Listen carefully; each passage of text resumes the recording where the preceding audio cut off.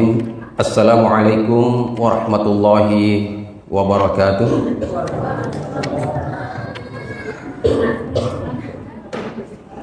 Alhamdulillahilladzi ja'ala syahr Ramadan syahran mubarakan unzila fihi al-Qur'an hudan lin-nasi wa bayyinatin minal huda wal furqan. Asyhadu an la ilaha illallah wahdahu la syarika lah wa asyhadu anna Muhammadan abduhu wa rasuluhu wa la nabiyya ba'dah.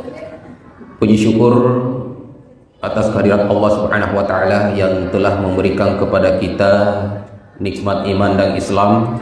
Terlebih Allah Subhanahu wa taala masih memberikan kepada kita umur yang panjang sampai detik ini, yang mudah-mudahan Allah sampaikan umur kita sampai masuk ke dalam bulan suci Ramadan yang penuh dengan kemuliaan dan keberkahan. Amin ya rabbal alamin.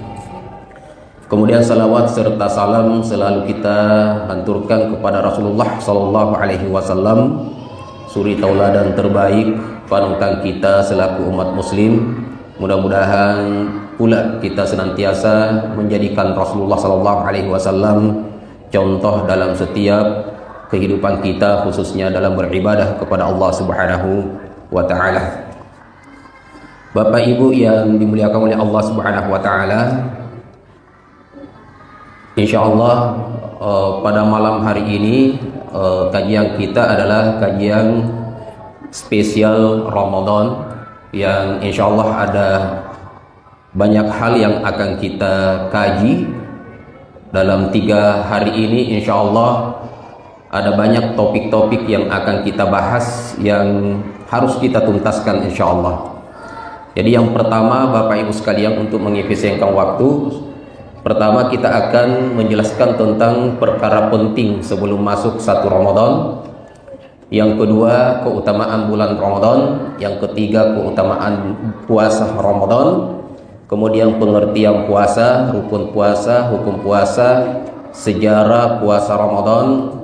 Kemudian yang ke-8, tujuan dan hikmah puasa Ramadan, metode penetapan awal Ramadan, golongan yang wajib berpuasa, golongan yang diberi keringanan, hal-hal yang membatalkan puasa, hal-hal yang tidak membatalkan puasa, adab-adab puasa, serta sholat tarawih dan witir, i'tikaf, Lailatul Qadar, sholat hari raya atau Idul Fitri, puasa sunnah Syawal, dan masalah-masalah kontemporer seputar puasa. Jadi ini sekitar 20 topik yang akan kita bahas ya, dan malam ini kita insyaallah akan kaji satu persatu dari topik ini. Dan walaupun kelihatannya banyak, tapi insyaallah selesai dalam 3 kali pertemuan ini. Ya. Yang pertama adalah sebagai muqaddimah, ayat yang populer terkait dengan Ramadan adalah pada surat Al-Baqarah ayat 183 dan sampai 184, 85, 86 sampai 87 itu masih terkait dengan Ramadan, masih terkait dengan seputar puasa. A'udzubillahi minasyaitonirrajim. Ya ayyuhalladzina amanu kutiba alaikumus syiyam kama kutiba alal ladzina min qablikum la'allakum tattaqun. Ya. Ini sebagai pengantar daripada kajian kita, di mana ayat ini setiap ustadz yang memberikan ceramah tidak pernah lupa dengan ayat ini. Ya ayyuhalladzina amanu kutiba alaikumus syiyam kama kutiba alal ladzina min qablikum la'allakum tattaqun. Ada 3 poin atau 4 poin yang terdapat di dalam ayat ini yang perlu kita kaji. Yang pertama, Allah Subhanahu wa taala berfirman, ya ayyuhalladzina amanu. Wahai orang-orang yang beriman. Wahai orang-orang yang beriman. Ya. Seorang sahabat, Abdullah ibnu Mas'ud, mengatakan tentang ayat ini, apabila engkau mendapatkan di dalam Al-Quran ayat yang didahului dengan ya ayyuhalladzina amanu, maka pasanglah telingamu baik-baik. karena isinya mengandung kebaikan yang harus dilakukan atau ada keburukan yang harus dihindari.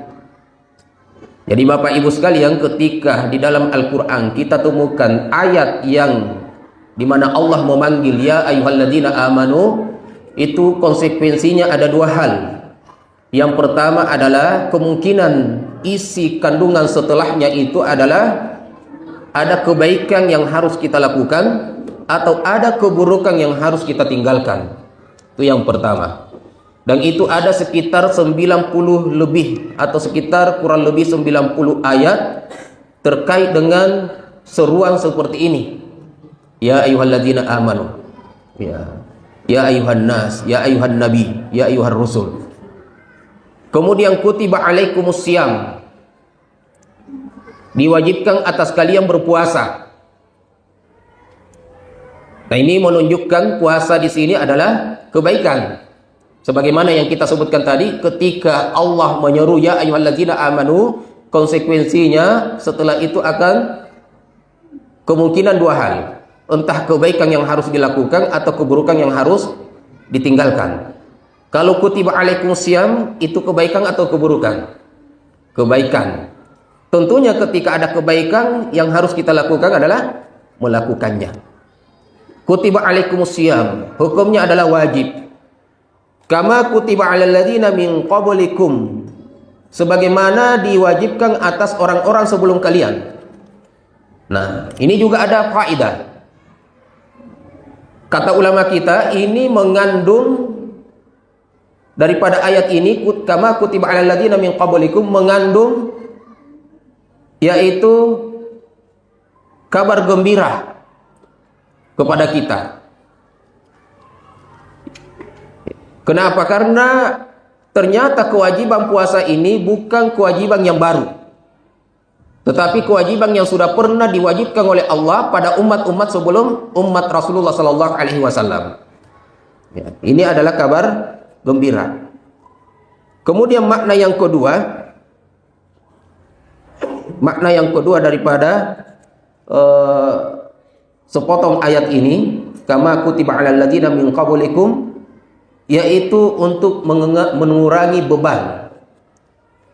Karena puasa itu beban, Bapak Ibu sekalian. Ada beban atau tidak ada? Ada beban. Kita tidak boleh makan, tidak boleh minum, ya, tidak boleh berhubungan badan suami istri. Banyak hal-hal sebelum kita berpuasa diharamkan ketika kita berpuasa. Tidak bisa kita bekerja dengan seperti sebelum kita berpuasa. Ada beban. Nah, ini mengurangi beban. Ketika Allah mengatakan kutiba alaikum kama kutiba alal ladzina min qablikum, itu mengurangi beban. Di mana sisi bahwa ayat ini bermakna mengurangi beban? Bahwa beban puasa ini adalah beban bersama. Bukan untuk satu orang dan bukan hanya untuk umat Rasulullah. Tetapi ternyata puasa Ramadan yang kita anggap ini berat, itu sudah pernah dilakukan oleh umat-umat terdahulu. Ini beban bersama. Anggaplah kalau ada satu barang yang berat, kalau kita angkat sendirian itu berat. Tetapi ketika kita melihat bahwa barang ini akan kita angkat bersama-sama, maka sebelum diangkat itu sudah bahagia, mengurangi beban sebelum beban itu diangkat. Nah, ini makna daripada kama kutiba alal ladzina min qablikum, memberikan kabar gembira dan mengurangi beban. La'allakum tattaqun, itu adalah tujuan daripada kewajiban puasa tadi. Setiap ibadah yang Allah perintahkan, bukan hanya puasa, itu pasti intinya adalah agar supaya kita meningkat ketakwaannya. La'allakum tattaqun, agar kalian bertakwa kepada Allah Subhanahu wa taala. Ya. Nah, kita masuk pada poin yang kedua sebenarnya, ya. Karena tadi yang pertama itu muqaddimahnya. Nah, keutamaan bulan Ramadan. Ya, keutamaan bulan Ramadan ada 6 poin yang saya sebutkan, namun ini bukan poin yang hanya 6, ya, tapi bisa lebih dari ini. Kalau Bapak Ibu sekalian menemukan poin-poin yang lain, maka itu bisa jadi juga bagian daripada keutamaan bulan Ramadan. Yang pertama, keutamaan daripada bulan Ramadan adalah bulan diturunkannya Al-Quran. Kapan diturunkan Al-Quran? Pada bulan suci Ramadan. Iya, pada bulan suci Ramadan. Apa ayatnya? Siapa yang tahu ayatnya? Syahrul Ramadan alladzi unzila fihi al-Quran. Bulan suci Al-Quran, Syahrul Ramadan, bulan suci Ramadan alladzi unzilah, yang diturunkan di dalamnya Al-Quran. Kemudian dalam surat Al-Qadar, inna anzalnahu fi lailatul qadar. Sesungguhnya kami menurunkannya. Nah, nya di sini adalah Quran. Sesungguhnya kami menurunkan Al-Quran pada malam Lailatul Qadar. Maka bisa kita pahami Bapak Ibu sekalian, Al-Quran turun pada pada bulan suci Ramadan, tepatnya di malam Lailatul Qadar. Tepatnya di malam Lailatul Qadar. Berarti posisinya kapan? Di awal Ramadan atau di tengah Ramadan? 10 malam terakhir Ramadan. Kenapa kita bisa pastikan? Karena Al-Quran turun tepat turunnya Lailatul Qadar. Inna anzalnahu fi lailatul qadar. Sesungguhnya kami menurunkan Al-Quran tepat pada malam turunnya Lailatul Qadar. Nah, turunnya Al-Quran yang dimaksud di sini pada bulan suci Ramadan adalah turunnya pertama kali. Ya, turunnya pertama kali dari Baitul Izzah ila Sama'id Dunya, Lauhil Mahfuz. Kemudian setelah itu Allah turunkan beransur-ansur. Jadi Al-Quran itu Bapak Ibu sekalian, itu sudah full diturunkan. Sebelum beransur-ansur diturunkan kepada Rasulullah per ayat, per surat. Tapi Al-Quran itu 30 juz itu sudah ada di Lauhul Mahfuz. Turunnya itu adalah pada bulan Ramadan. Dari Baitul Izzah ke Sama'ud Dunya, ke langit dunia. Baik.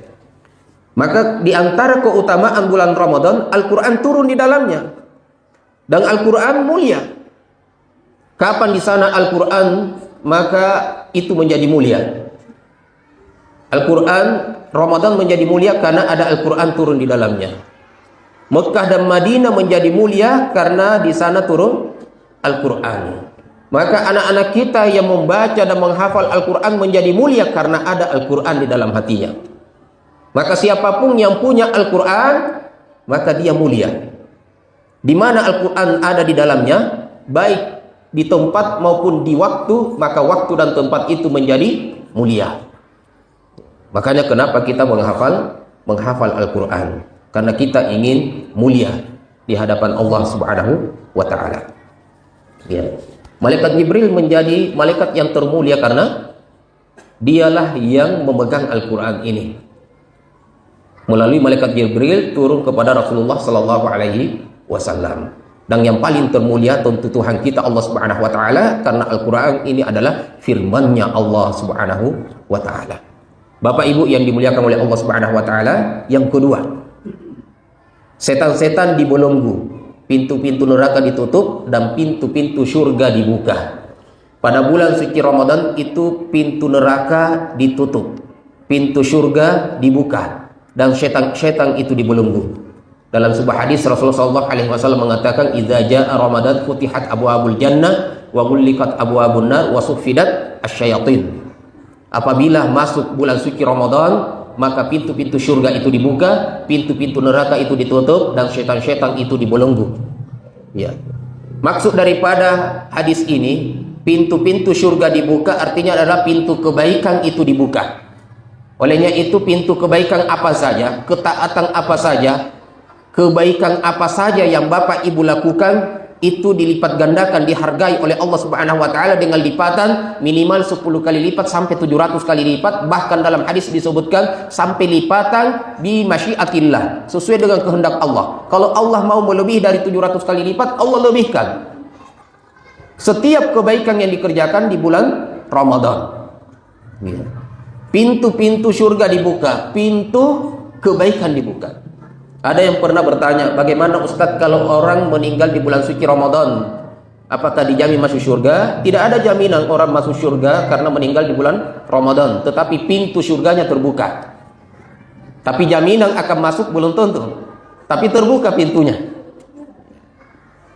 Nah, pintu-pintu neraka tertutup. Artinya adalah pintu keburukan itu tertutup rapat-rapat.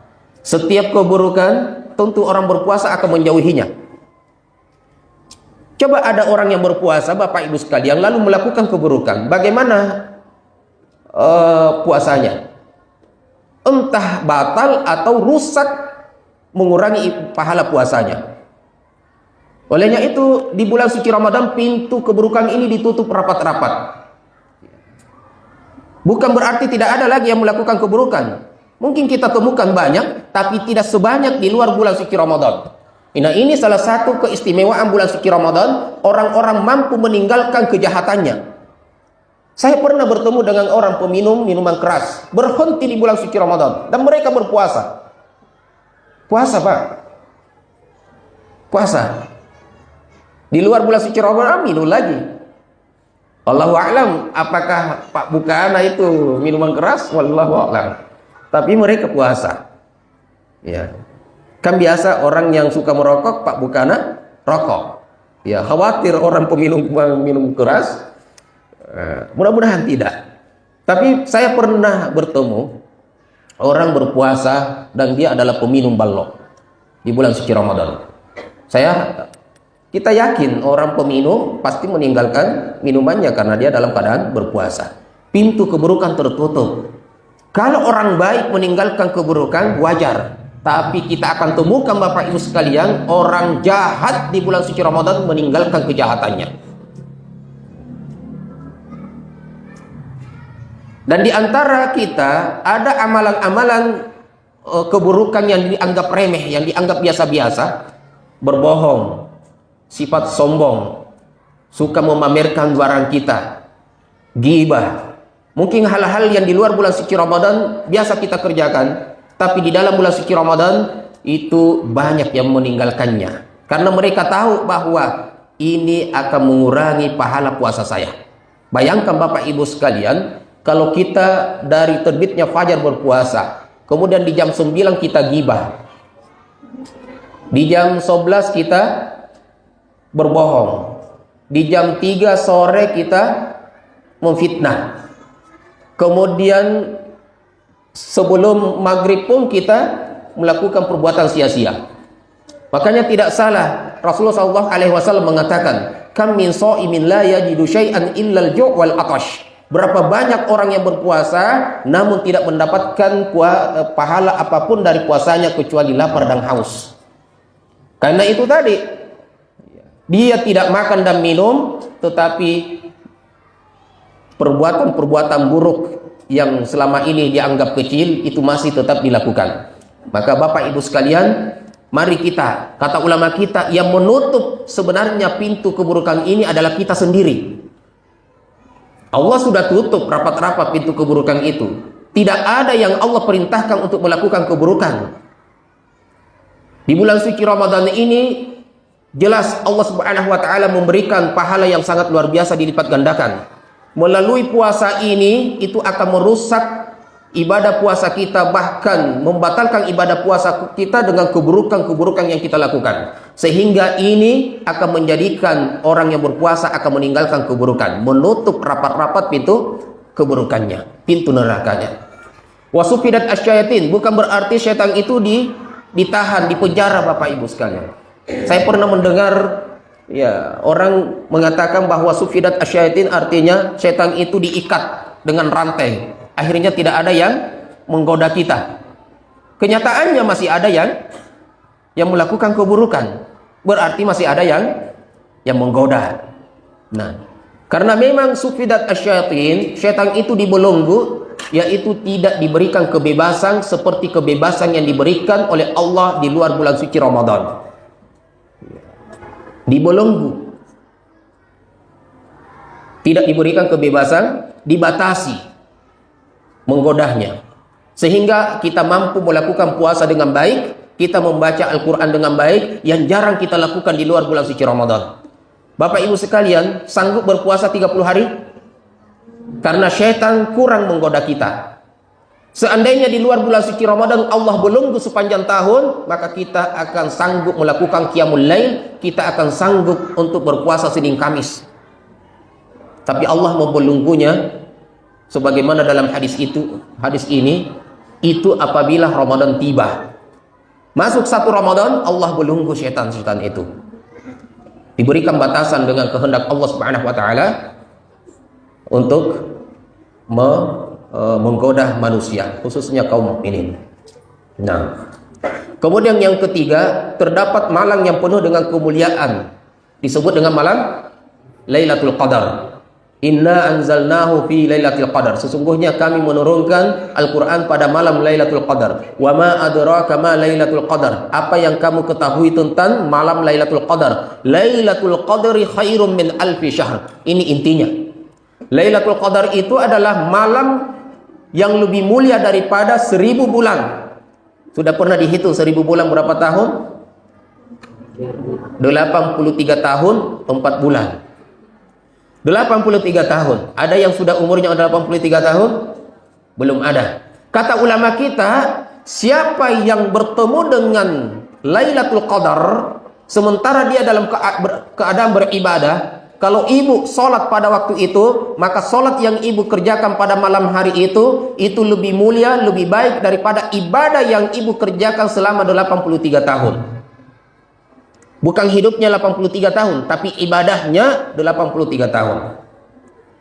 Kalau kita membaca Al-Quran pada malam hari itu, maka bacaan Quran yang kita baca pada hari itu bertepatan dengan turunnya Lailatul Qadar, maka bacaan kita itu lebih mulia, lebih baik daripada 83 tahun 4 bulan bacaan Quran. Dan tidak akan ada satu orang pun yang bisa membaca Al-Quran sepanjang hidupnya tanpa berhenti. Tidak ada yang sholat sepanjang hidupnya tanpa berhenti. Begitu juga dengan puasa-puasa sunnah. Namun kebaikan daripada Lailatul Qadar ini itu lebih baik daripada kita beribadah sepanjang 83 tahun. Kita mungkin kalau umurnya 83 tahun, ibadahnya hanya 10 tahun. Iya kan? Nah ini Bapak Ibu sekalian.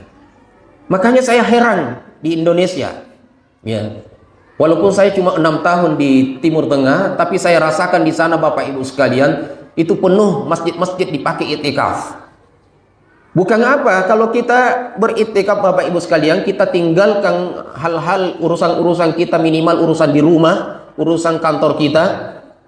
Kita fokus untuk sholat di malam hari, kemudian kita membaca Al-Quran, berdoa. Tidak ada yang melakukan hal-hal yang aneh-aneh di dalam masjid pasti.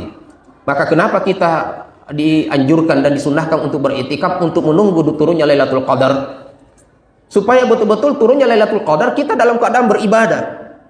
Jangan harap Bapak Ibu sekalian, sekiranya dibolehkan kita turunnya Lailatul Qadar bertepatan kita berada di rumah, kemudian kita sementara membaca Al-Quran. Kebanyakan orang ketika di rumahnya dia dalam keadaan tidur. Tapi kalau di masjid Bapak Ibu sekalian, kita tertidur, lihat saudara kita sholat, maka kita akan terbangun.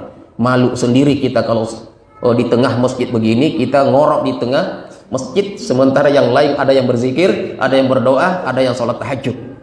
Maka kita termotivasi untuk bangun. Ya.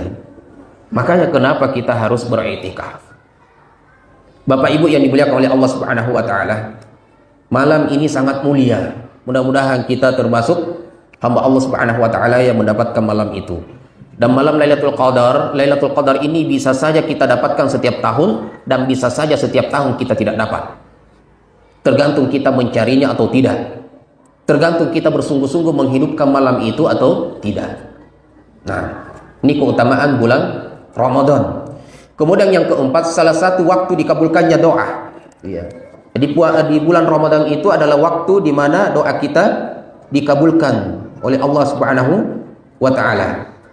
Rasulullah sallallahu alaihi wasallam bersabda, "Inna lillahi utaqa fi kulli lailah, fi kulli yaumin wa lailah, li kulli 'abdin minhum da'watu mustajabah."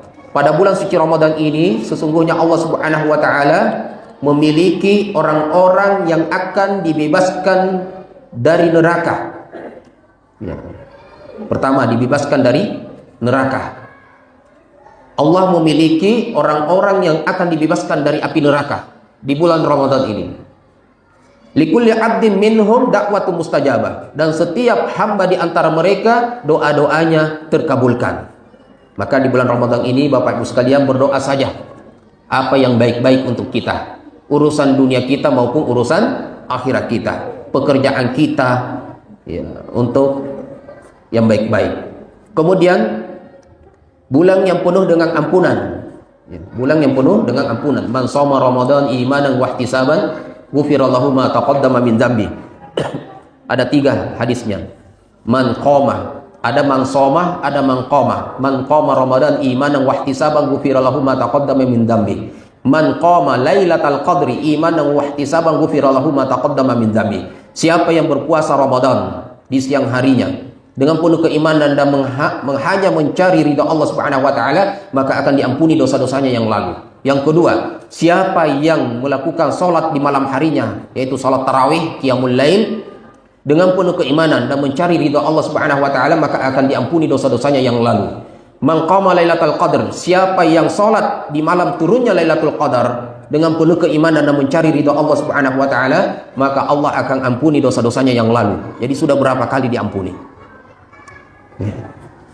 Bapak Ibu sekalian, kalau di bulan Ramadan ini kita lalaikan, maka bagaimana dengan ibadah-ibadah kita di luar bulan Ramadan? Kalau sekiranya Allah jadikan bulan ini betul-betul bulan yang istimewa, yang dimana kita bisa panen kebaikan di dalamnya, masih lalai, maka saya yakin Bapak Ibu sekalian, 11 bulan di luar Ramadan kita yang paling lalai. Kemudian pelubur dosa, ya. Pelubur dosa. Rasulullah SAW bersabda, as-salawatul khams wal jum'ah ilal jum'ati wa ramadan ila ramadan mukaffiratun bainahunna idza ijtanabal kaba'ir. Kata Nabi SAW, antara salat-salat 5 waktu, maghrib ke isya, isya ke subuh, subuh ke zuhur, zuhur ke asar, asar ke maghrib, maghrib ke isya, itu antara salat-salat itu pelubur dosa. Ya, pelubur dosa. Antara Jumat ke Jumat, Jumat yang lalu dengan Jumat kemarin, itu meluburkan dosa. Antara Ramadan yang lalu dengan Ramadan sekarang, itu meluburkan dosa. Idza ijtanabal kaba'ir, kalau dosa-dosa besar ditinggalkan. Artinya kalau dia melakukan dosa besar berarti tidak. Baik. Kemudian keutamaan puasa. Keutamaan puasa berbeda dengan keutamaan Ramadan. Ya. Yang pertama adalah termasuk rukun Islam. Puasa adalah rukun Islam. Puasa ini menjadi utama karena dia adalah rukun Islam. Itu yang pertama. Sebagaimana hadis Jibril, malaikat Jibril pernah bertanya kepada Rasulullah di majelisnya Umar bin Khattab bersama Nabi SAW dengan para sahabat yang lain. Lalu datang malaikat Jibril yang menyamar sebagai seorang laki-laki yang tampan, yang bersih, berpakaian putih. Lalu datang kepada Nabi, tak seorang pun yang mengenal malaikat Jibril pada waktu itu. Intinya dia adalah malaikat Jibril. Bertanya kepada Rasulullah SAW, yang pada waktu itu ketika bertanya belum ada sahabat yang mengenal kalau dia adalah malaikat. Bertanya kepada Rasulullah diantaranya adalah fa'akhbirni anil Islam, sampaikan kepadaku apa itu Islam. Maka Rasulullah SAW menjawab, al-Islam an tashhada an la ilaha illallah wa anna Muhammadan Rasulullah wa tuqimas salata wa tasuma Ramadan wa tahujjal baita in istata'ta ilaihi sabila. Kata Nabi SAW, Islam itu adalah engkau bersyahadat bahwa tiada Tuhan yang berhak disembah selain Allah Subhanahu wa taala dan Muhammad adalah utusan dan rasulnya, hamba dan rasulnya. Yang kedua adalah Anda mendirikan salat, mengeluarkan zakat, berpuasa pada bulan suci Ramadan, naik haji kalau Anda mampu. Nah, ini adalah rukun Islam. Keistimewaan puasa karena dia adalah bagian daripada rukun Islam. Yang kedua adalah menghapus dosa yang lalu. Sebagaimana hadis yang kita sudah sebutkan tadi, man shoma Ramadan imanan wa ihtisaban ghufira lahu ma taqaddama min dzambi. Barang siapa yang berpuasa karena Allah, mencari ridhonya, mengharapkan pahala hanya dari Allah, bukan karena ingin dipuji, bukan karena dipaksa, tetapi karena dorongan keimanan dan hanya mengharap ridha Allah, maka akan diampuni dosa-dosanya yang lalu. Kemudian yang ketiga adalah menjadi sebab masuk surga. Sebagaimana Rasulullah SAW pernah seorang Arab Badui datang kepada Nabi bertanya, ya Rasulullah dullani ala amalin iza amiltuhu dakhaltul jannah. Ya Rasulullah, sampaikanlah kepadaku suatu amalan yang apabila saya kerjakan saya masuk surga. Maka kata Nabi sallallahu alaihi wasallam, "Anta'budallaha wa la tusyrika bihi syai'an wa tuqimas shalatal maktubah wa tu'addiz zakatal mafruḍah wa tasuma ramadan." Kata Nabi sallallahu alaihi wasallam, kalau Anda mau masuk surga, maka sembahlah Allah Subhanahu wa taala satu-satunya, jangan sekali-kali menduakannya. Artinya jangan melakukan kesyirikan, Pak. Ya. Jangan melakukan kesyirikan di luar sana. Kemudian mendirikan salat dan mengeluarkan zakat, berpuasa pada bulan suci Ramadan. Ini adalah kunci masuk surga. Artinya kalau ada orang mengaku muslim sama sekali tidak pernah puasa, maka terancam masuk surga. Terancam masuk surga. Bahkan ada satu pintu yang namanya pintu Ar-Rayyan. Pintu Rayyan pernah dengar Bapak Ibu sekalian? Pernah masuk? Oh, belum. Nanti masuk semua insyaallah. Amin ya rabbal alamin. Pintu Ar-Rayyan itu adalah pintu khusus ahlus siyam. Bukan sekedar puasa karena ikut-ikutan, tetapi ahlus syam, orang yang gemar berpuasa. Ada satu pintu nanti di dalam surga itu, pintu masuk surga namanya pintu Ar-Rayyan, yang hanya masuk oleh para ahlu puasa, pakarnya puasa. Dan akan dimasuki oleh mereka saja, tidak boleh masuk yang lain. Dan ketika mereka habis, sudah masuk semua ke dalam surga, ditutup rapat-rapat itu pintu Rayyan. Nggak boleh lagi orang masuk, ya. Jadi nggak boleh manjat. Yang keempat, doanya terkabulkan. Ya. Salah satu la turaddu da'watuhum. Ada 3 jenis golongan orang yang doanya tidak ditolak. Yang pertama adalah al-imamul adil, seorang pemimpin yang adil. Makanya Bapak Ibu sekalian, pemimpin itu luar biasa. Doanya dikabulkan, tidak ditolak oleh Allah dengan syarat amanah, adil. Itu yang pertama. Yang kedua, doa dakwatul mazlum, doa orang yang dizolimi. Doa orang yang dizolimi itu dikabulkan. Makanya jangan menzolimi orang, karena khawatir kita dapat kena imbasnya. Karena orang dizolimi kalau sakit hati Bapak Ibu sekalian, kemudian dia angkat tangannya dan berdoa, dakwatul mazlum. Sampai ulama kita mengatakan, sezolim-zolimnya, sejahat-jahatnya orang, pada saat dia yang dizolimi lalu dia berdoa, terkabulkan doanya. Jangankan orang baik, seburuk-buruk orang, ada juga saatnya dia yang dizolimi, ya kan? Orang buruk, ya. Selama waktu itu dia tidak melakukan keburukan, kemudian dia yang dizolimi. Kalau dia melakukan keburukan kemudian dibalas keburukan, kan beda, ya. Artinya dia tidak melakukan keburukan. Dia memang orang buruk, tapi kan orang tidak 24 jam juga buruk, tidak sepanjang umurnya juga buruk. Pada saat dia yang dizolimi, kemudian dia mengangkat tangannya dan berdoa kepada Allah, doanya juga mustajab, doanya juga dizolimi, dikabulkan. Apalagi orang yang tidak pernah zalim, ya. Kemudian yang ketiga adalah as-shaimu hatta yuftira, orang yang berpuasa sampai dia berbuka. Dari sejak terbitnya fajar sampai terbenamnya matahari, doa kita Bapak Ibu sekalian itu dikabulkan. Jangan ragu, jangan ragu, berdoa saja. Kemudian pahala yang berlipat ganda, pahalanya dilipat gandakan oleh Allah Subhanahu wa taala. Dalam sebuah hadis Rasulullah sallallahu alaihi wasallam bersabda dalam hadis qudsi, kullu amal ibni adam yudha'afu al-hasanatu asyru amsalihha ila 700 dha'fin. Qala Allah azza wa jalla illa shaum fa innahu li wa ana ajzi bihi, rawahu Muslim.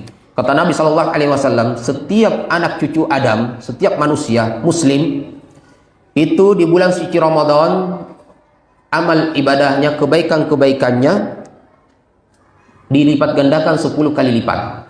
Itu minimal. Sampai 700 kali lipat. Sampai 700 kali lipat. Illa shaum, kecuali puasa, kata Allah Subhanahu wa taala, fa innahu li wa ana ajzi bihi. Karena sesungguhnya puasa itu adalah untukku, bukan untuknya. Untukku, maka saya yang langsung membalasnya. Maka kata ulama kita, ketika Allah yang langsung akan membalasnya, bukan dengan hitung-hitungan 10 kali lipat sampai 700 kali lipat, menunjukkan bahwa lebih daripada 700 kali lipat. Kalau ada orang begini Bapak Ibu sekalian, datang Pak Bupati mau memberikan utusan misalnya ke masjid ini sumbangan, maka ditentukan sumbangannya itu sudah pasti misalnya 10 juta. Tapi kalau Pak Bupati yang langsung datang ke sini itu biasanya di atasnya 10 juta. Jadi berbeda angkanya hanya utusan dengan langsung dirinya. Iya. Dan itu suatu kemuliaan. Yang membalas langsung puasa ini adalah Allah Subhanahu wa ta'ala. Pahala yang berlipat ganda. Jadi setiap amal ibadah kita Bapak Ibu sekalian, karena kan orang berpuasa bukan hanya puasa yang dilakukan, bacaan Qur'annya, bersedekah, qiyamul lailnya itu sampai 700 kali lipat. Tapi puasa Allah yang akan memberikan balasannya. Nah, kemudian yang keenam adalah menjadi syafaat. Nanti pada hari kiamat, ya, Al-Quran dengan puasa ini bersama-sama akan datang memberikan syafaat. Dalam hadis disebutkan as-siyamu wal Quran yashfa'ani yaumal qiyamah. Puasa dan Al-Quran nanti pada hari kiamat akan memberikan syafaat. Syafaat itu artinya pertolongan. Mengatakan di siang hari membaca saya, di malam hari membaca saya, di siang hari menahan lapar dan haus karena saya, karena Allah Subhanahu wa ta'ala. Kemudian yang ketujuh adalah sebagai perisai. Perisai itu artinya tamen. Tamen dari siksa neraka, pelindung dari siksa neraka. Dalam sebuah hadis disebutkan innamas siyamu junnah yastajinnu bihal abdu minan nar. Sesungguhnya puasa itu adalah junnah, perisai, yang dimana seorang hamba akan berlindung dari puasa itu. Nanti pada hari kiamat puasa ini akan memberikan perlindungan dan perisai. Puasa ini adalah sebuah perisai. Perisai waktu dia berpuasa dan perisai nanti hari kiamat. Perisai di hari kiamat adalah menjadi tamen. Menjadi tamen dari api neraka.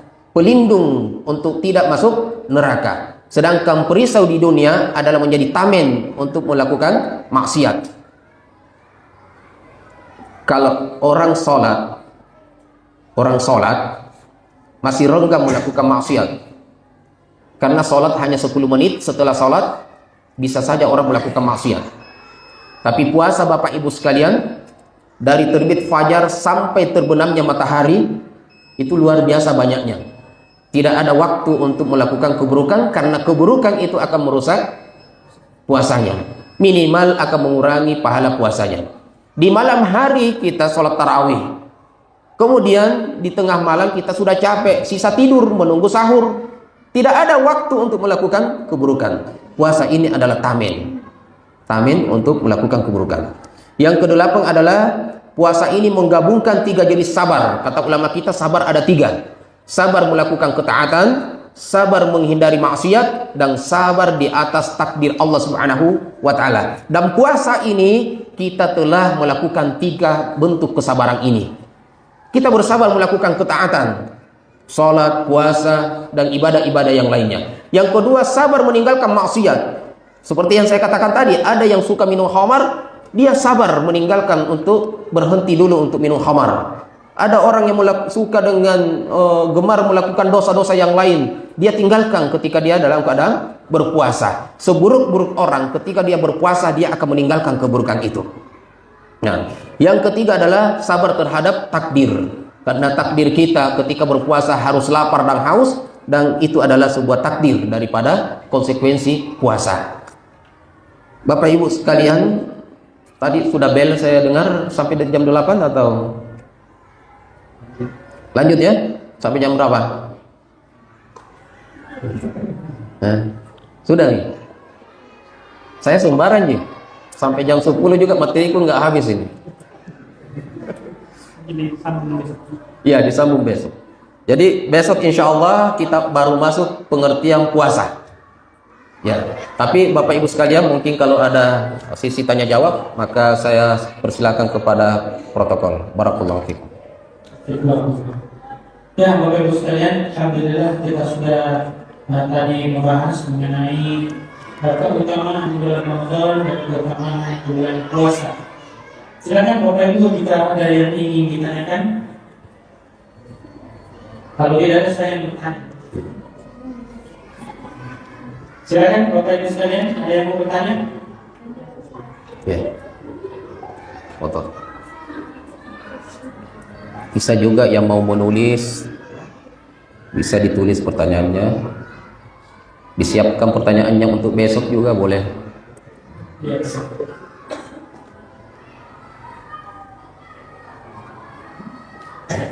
Assalamualaikum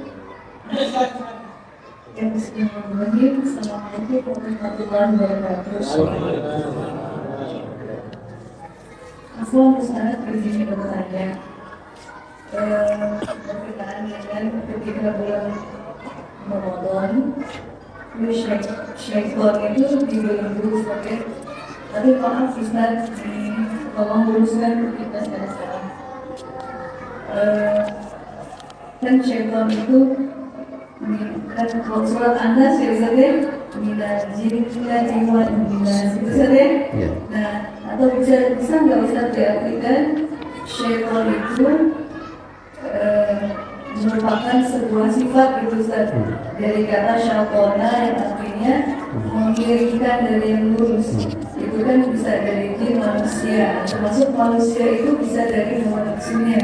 Jadi yang menunggu itu ya hawa nafsunya. Itu Ustaz, ya seperti Ustaz. Baik. Apa yang disampaikan memang benar, ya. Jadi ada dua makna syaitan. Yang pertama, syaitan dalam bentuk fisik, dan syaitan yang kedua bermakna sifat. Maka pada ayat surat An-Nas itu bermakna sifat.